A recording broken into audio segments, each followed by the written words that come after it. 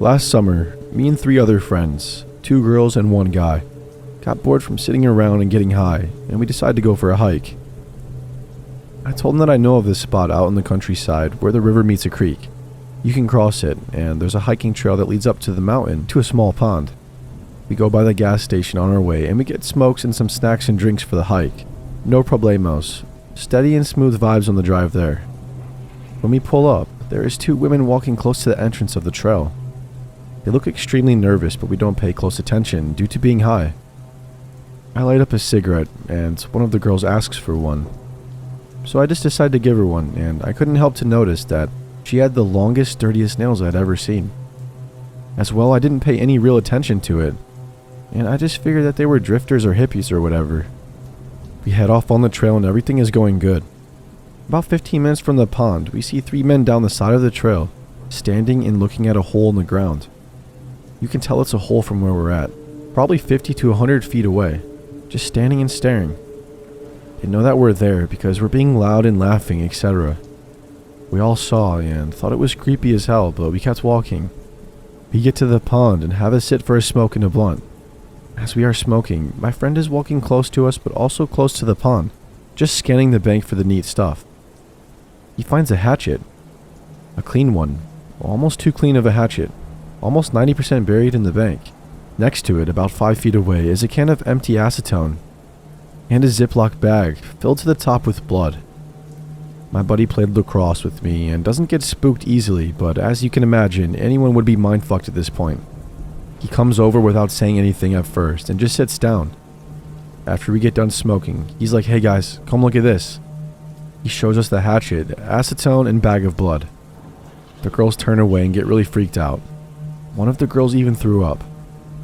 I take my shirt off and I use it to pick the hatchet up in case it's like a murder weapon, fingerprints, etc. But it's completely clean. I'm assuming it's what the acetone was for. My buddy of mine didn't notice, but on the bag of blood there was number 19 written in Sharpie on the bag. I got freaked out and I suggest that we just leave it alone and leave in general. On our way back to the trail, I see one of the men that we saw earlier coming out of the brush, a couple feet to the side of the trail. He looks frantic this time and is sweating heavily. I say what's up to him, just trying to come off as non-hostile. He asked me what we're up to over here, and I told him that we just came for a hike and a smoke. I asked him the same question, and he said he lost his keys last night on a hike and came back looking for them. I know it's the guy we saw earlier because of the jacket that he had on. Same dude 100%. The other 2 guys were missing. He looks at one of the girls, the one that got sick, and asks her what's wrong and if he can do anything to help her. My friend told him to screw off and that we didn't want any trouble. The dude agrees after looking us both up and down a couple of times. He starts to walk behind us, pretending like he's looking at the ground, but I can tell that he's looking at us out of the corner of his eye. So we say screw it and we take off down the trail. He doesn't follow us, so I figured he was just mental or being creepy or whatever. We are about 20 feet from the beginning of the trail when I see the other 2 guys sitting by our car and looking inside of it. I tell the girls to wait by a bench, and me and my buddy walk up to them and ask what's going on. They both look at us with the most evil eyes I had ever seen. The smaller of the 2 guys starts to walk towards my buddy with a smile on his face and asks how he'd like to see his 2 little friends over there get railed by some real men. As soon as he finished his sentence, I cold cocked him in the jaw and he wasn't even looking nor talking to me, but I just had this feeling. The guy that was still up against the car started to reach for something in his pocket, and my buddy took his feet out from under him and slammed him into the ground. Just about the same time that I hear the girls scream. I look back and sure enough, the weirdo in the jacket is about 6 feet from the bench. They unlock the car and run over to us and get in. The smaller dude is still on the ground and the other guy is getting his shit rocked by my buddy. The dude in the jacket comes up to me and hits me, and I'm kinda shook or whatever, but I tackled him and started wailing on him. My buddy comes up and kicks him pretty hard as well. I'm pretty sure he broke something in the dude's face when he kicked him, because the dude's head just tilted to the side and his eyes closed. We got up and left. We didn't talk much about it on the way home. 3 days later, one of the girls calls me up and says that 2 kids from our local elementary school had gone missing the same day this happened. They lived within 2 to 5 miles of this hiking spot. We all agreed that if we went to the police, then something would be turned around on us. Not sure if this is creepy to you guys or just a hero story, but I was freaked out. If I didn't have hit the first guy and the dude would have got to the girls, who knows what would have happened.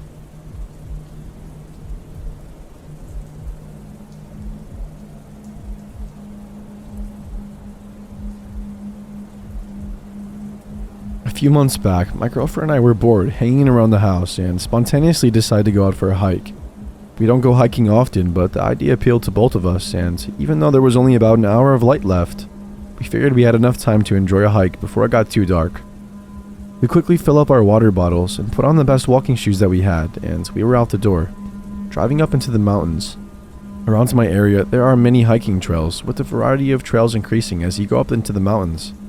We tend to stay around the base of the mountains in the occasional case of us hiking, where most people would still be walking, but we wanted to change things up and progress further up the mountain road to a trail a friend of mine had mentioned before. We kept in mind of the time and figured that we could hike for a bit and simply enjoy the new environment for us and finish up before it was too late. We arrived at the trailhead and we saw that there were no cars left along the road where the trail commences. We didn't think much of it due to the time. We still had a good 45 minutes until dark, so we continued on. We started walking down a fairly steep hill that then recoups the elevation at the bottom with an equally steep hill that you have to ascend. We reach the top and then it's smooth sailing from there. We see a lone coyote off of the trail a ways off and some rabbits, and I made a quip about how those rabbits might need to be careful with that coyote lurking around. She playfully hit me for that one. Approximately less than a mile into the trail, we see a large fallen tree. We made a bridge over a dried riverbed and decided to take a rest, climb around on it, and take pictures. We were there for about 10 minutes and then resume hiking. We continue on the trail for a short distance until she hears a rustle in the trees behind us. We stop, mildly spooked due to the assumed size of whatever made that rustling, but continue on only briefly before she decides that she's done and that we need to head back. It's twilight now, so I agree with her and we turn around to head back to the car. When we made it back to the fallen tree, my shoe had just come untied, so I used the trunk to fix my loose laces and look behind us for the first time on the hike. Uncharacteristic for me, but hey, I was having fun, so why be paranoid? I see a person dressed entirely in black with their hood on that was a significant distance behind us, walking at a slow, even pace. It wasn't something out of the ordinary. So what if they were wearing black with their hood on? I wear black most of the time and it's cold out. I shouldn't make assumptions. This does trigger me to be more alert, however, and I inform my girlfriend of this person's presence. It's now dusk, and we continue on an intentionally faster pace and go through a winding section of the trail, and I lose sight of the person. When we come around from the final bend of the section, I figure they are far behind us and that there's nothing to worry about. Sooner than later, that person is behind us again, but much closer. Probably 50 feet in comparison to the 100 feet before, and we had increased our speed, so this alarmed us. We briskly walked around another bend, and as soon as we come around it, we book it. It seemed to be a natural reaction on both of our parts, as we just started running without a single word to initiate it. We are nearing the trailhead now, with only the hills to deal with. We catch our breaths for a moment, and I turn around again.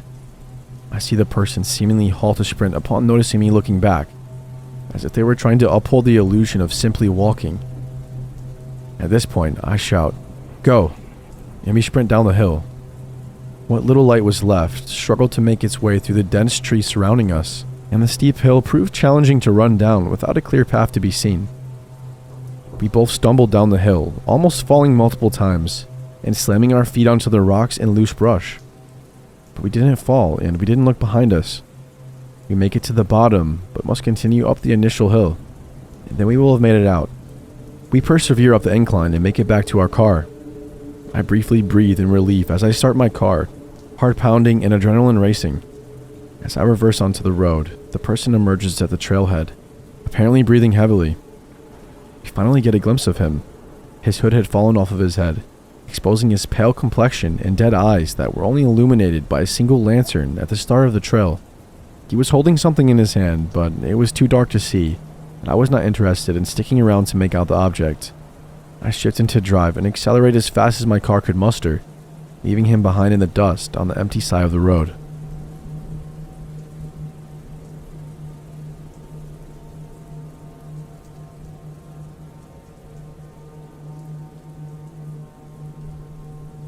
This is actually my stepmom's and her best friend's story. I have my own as well, but I'm too hesitant to drag some of them up. so I'm hoping telling someone else's will open me up to it a little bit more. My stepmom didn't like us much growing up, but she told my sister, 3 years older, and I this experience, growing up to scare us out of being stupid. It was my family's stranger danger story. My stepmom, we're going to call her Macy, grew up as a kind of a privileged teen in the 70s, and her mom had moved their family over here, the States, from England when she was about 9. She went to a pretty nice high school in a really nice town. There she made friends with the girl Lily, who didn't exactly run with Macy's type of crowd. Popular, stereotypical, etc. They really hit it off, and Lily would take Macy out to do her type of stuff, like hiking, fishing, sailing, etc. There's even a hilarious set of pictures of them camping. My stepmom has raccoon eyes, and she looks like she hates everything. Anyways, because of Lily's influence, the two of them would do stuff like that a good amount. One Sunday, they decided to go hike in some hills about an hour away. Macy put on what I'm sure were extremely expensive hiking shoes, and the two of them drove off to the hiking trails. Lily parked in this big clearing with makeshift parking spots. You know, like a piece of wood marking the head of a space. But there were no other cars there. This was only important in hindsight. They started hiking up the hill, off the path, because Lily fancied herself as something of a badass. The hike was nothing extraordinary. If you asked my stepmom, she would just lament for 15 minutes about how sticky it was and how many bugs there were. Anyways, they reached the top of the hill and my stepmom was done. The polished, pampered side of her was coming out and she groaned until Lily begrudgingly said okay. They would rest, then walk down again, slower this time. They had been heading down the hill for maybe 10 minutes when Macy started bitching again. Lily conceded to walking down the side of the road instead of the rough hiking trail. So there they are, probably looking at a couple of tools, geared up for hiking and walking down a crappy road. And after not even 5 minutes, a truck pulled up next to them. It was red and rusty and generally looked like a clunker.